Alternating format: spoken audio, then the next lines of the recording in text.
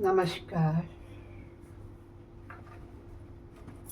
सभी शिव प्रेमियों को शंकर कथा में जिसे श्रवण कर मिट जाती है जन्म जन्म की व्यथा, यही है शिव शंकर कथा, यही है भोले बाबा की कथा। हर हर हर महादेव। पाप हर, कष्ट हर, संकष्ट हर, कर सभी समस्याओं का हल। बोलो शंकर भगवान की जय। आइए सभी देवताओं का आवाहन करें। गजाननं भूत गणाद सेवितम कल्पित जम्बू फल चारु भक्षणम उमासुतम शोक विनाश कारकम नमामि विघ्नेश्वर पाद पंकजम नीलांबुज श्यामल कोमलांगम सीता समारोपित वाम भागम पाणो महासायक चारु चापम नमामि रामं रघुवंशनाथम कर्पूर गौरम करुणावतारम संसार सारम भुजगेन्द्रहारम सदा वसंतम हृदयारविंदे भवं भवानी सहितं नमामि। त्वमेव माता च पिता त्वमेव बन्धुश्च सखा त्वमेव विद्या द्रविणं त्वमेव सर्वं मम देव देव। गुरुर्ब्रह्मा गुरुर्विष्णु गुरुर्देवो महेश्वर गुरु साक्षात् परब्रह्म तस्मै श्री गुरुवे नमः। आनंदी आनंद कर सब संकट दूर, जो सेवक शरण पड़े सदा रहे भरपूर। तुम दाता मांगता दिया तुम्हारी खाए, तुम ऐसी जगदाता माता छोड़ तुम्हें किस दर जाए। सदा भवानी दाहिनी सिद्धि करे गणेश, पंचदेव रक्षा करें ब्रह्मा विष्णु महेश, ब्रह्मा विष्णु महेश। सर्वे भवन्तु सुखिनः सर्वे सन्तु निरामया सर्वे भद्राणि पश्यन्तु मा कश्चित् दुःखभाग् भवेत्, मा कश्चित् दुःखभाग् भवेत्, मा कश्चित् दुःखभाग् भवेत्। नमः शिवाय ओम नमः शिवाय ओम नमः शिवाय ओम नमः शिवाय। आइए हम अपने नित्य के शिव कथा महापुराण में प्रवेश करते, जिसे सुनकर के सारे पापों का कष्ट दुख दूर हो जाता है। ऐसी कथा है ये। आइए प्रवेश करते हैं। कल हमने 18वें अध्याय पर कथा को विश्राम दिया था। आज हम 19वें अध्याय में प्रवेश करेंगे। भक्तों, 19वें अध्याय में आप बहुत सुंदर देखेंगे कि पार्वती जी द्वारा गणेश जी को वरदान देना, देवा द्वारा उन्हें अग्र पूज्य माना जाना, शिव जी द्वारा गणेश का सर्वाध्यक्ष पद प्रदान और गणेश चतुर्थी व्रत का वर्णन।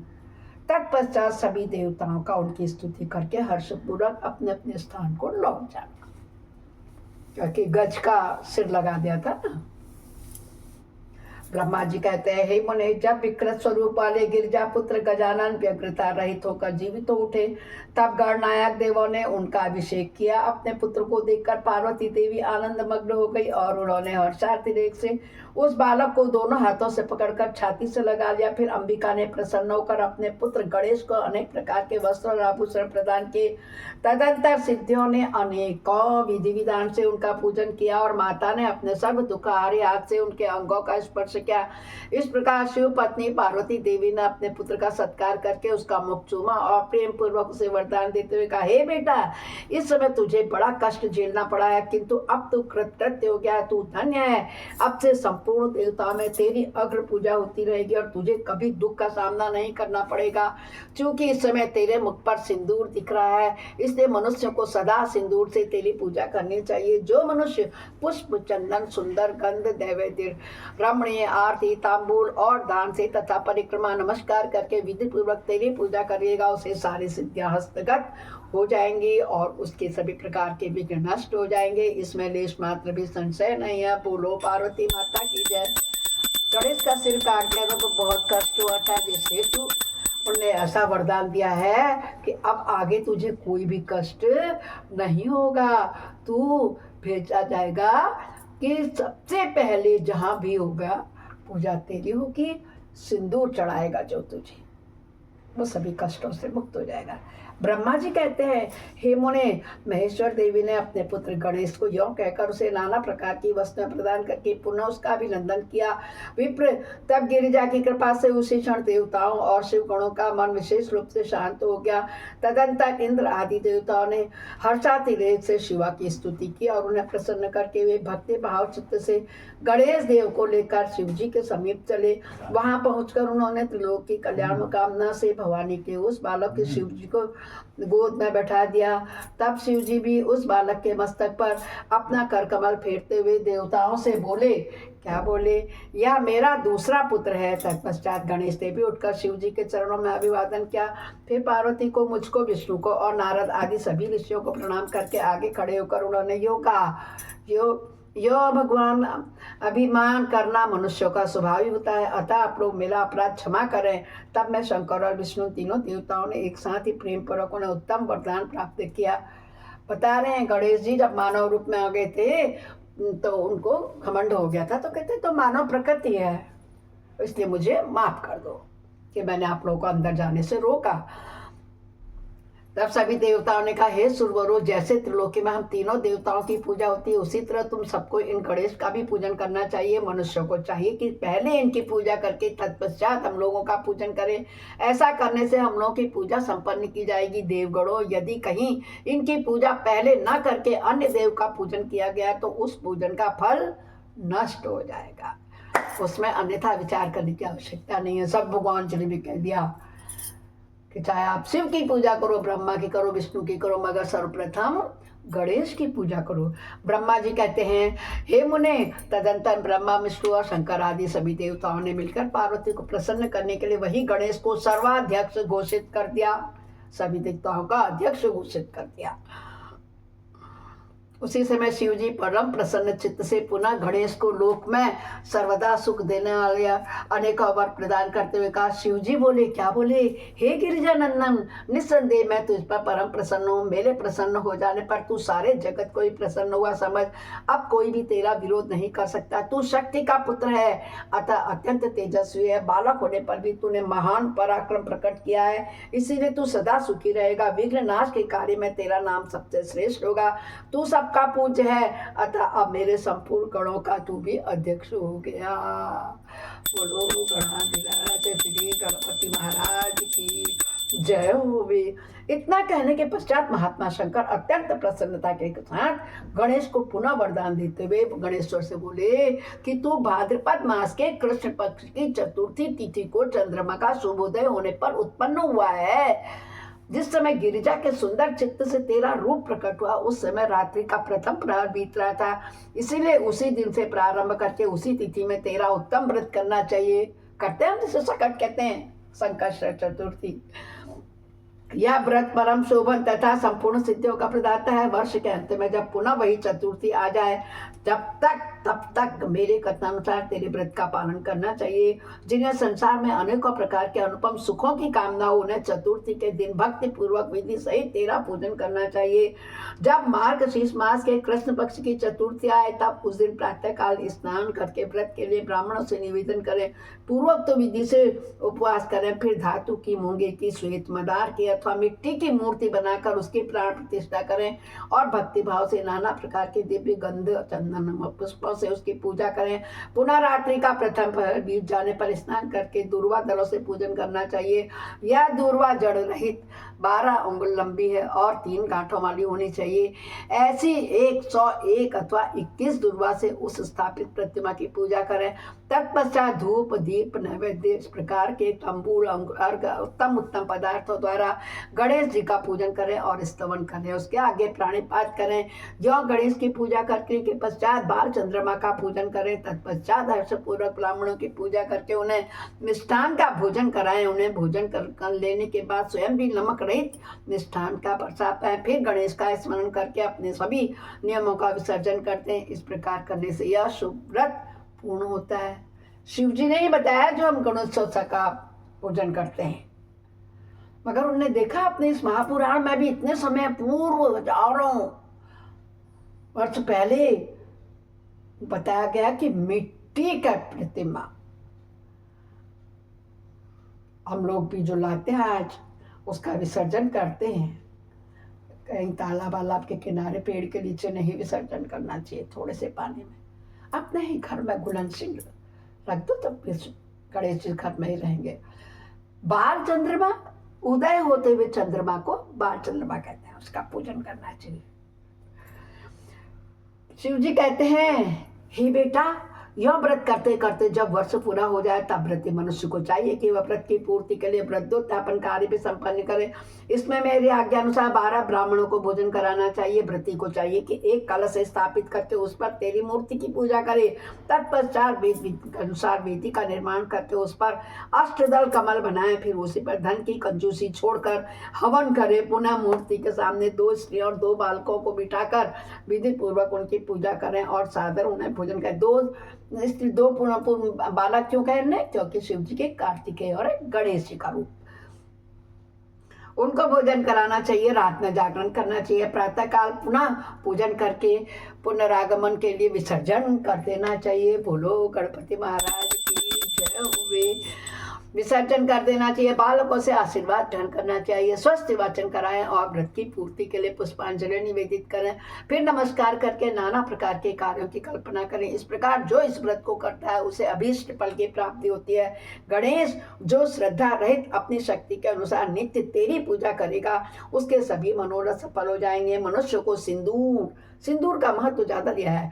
सिंदूर, चंदन, चावल, केतकी, पुष्प आदि के अनेक उपचारों द्वारा गणेश का पूजन करना चाहिए। यूं जो लोग नाना प्रकार के उपचारों से भक्ति पूर्वक तेरी पूजा करेंगे उनके विघ्नों का सदा के लिए नाश हो जाएगा और उनकी कार्य सिद्ध होती रहेगी। सभी वर्ण के लोगों को, विशेषकर स्त्रियों को यह पूजा अवश्य करनी चाहिए। महापुराण में कहा गया है, सारी विधि बता रहे हैं। मेरी समझ में तो आ रही है, आपकी भी आ रही नहीं आ रही है? साफ और स्पष्ट शब्द बोल रही हूँ मैं? हाँ जी, सुनिए फिर। तो कहते हैं स्त्रियों के लिए व्रत अति आवश्यक है।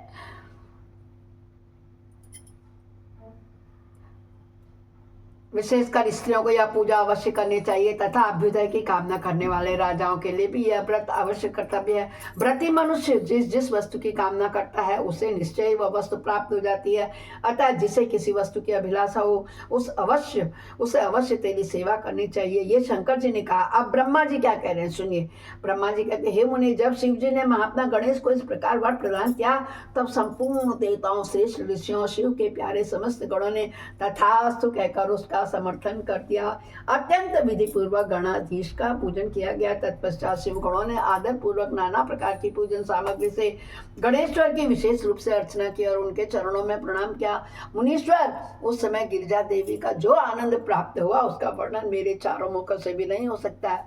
तब गौरा मैया खुश हो गई। वो कहती, इतने प्रसन्न हो गई कि मैं वर्णन ही नहीं कर सकता हूँ। 1 मुख नहीं, 2 मुख नहीं, 3 मुख, 4 मुख ब्रह्मा जी के, उनसे भी नहीं कर सकता हूँ। यानी कि अवर्णनीय है वह सुख।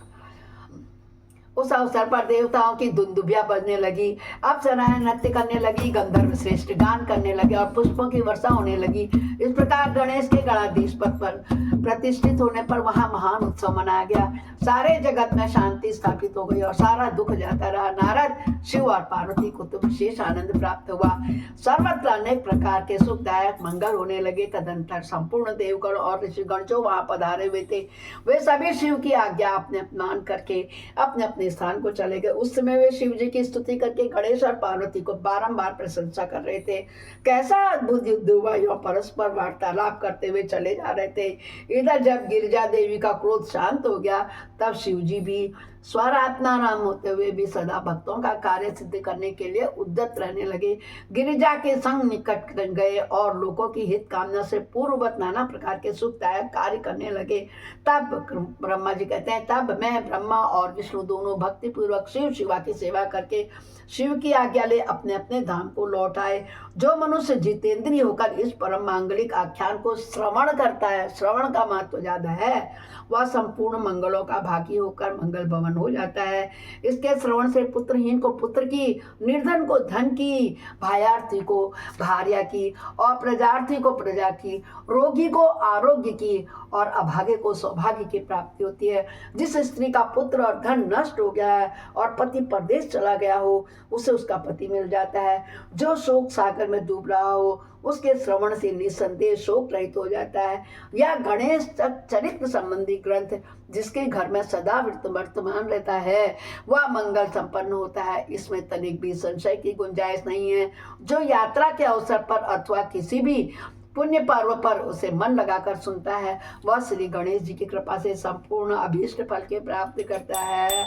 अथ श्री रुद्र संहिता चतुर्थ अध्याय चतुर्थ खंडे अध्याय 19वां संपूर्णम। विश्राम देते हैं हम शिव महापुराण को और अपनी वाणी को विराम देते हूँ। बोलो, आज का सारा गणेश प्रसंग ही था। ओम हर हर हर महादेव।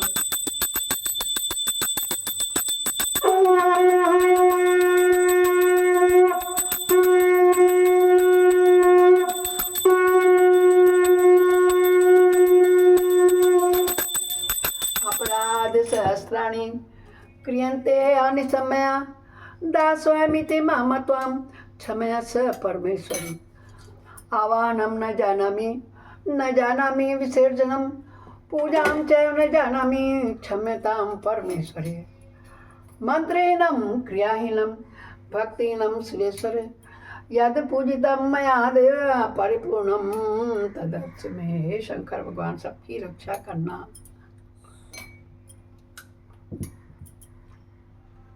यह कथा सुनाते हैं। बोलो शंकर भगवान की जय हो। हर हर महादेव। कल फिर मिलते हैं इसी समय।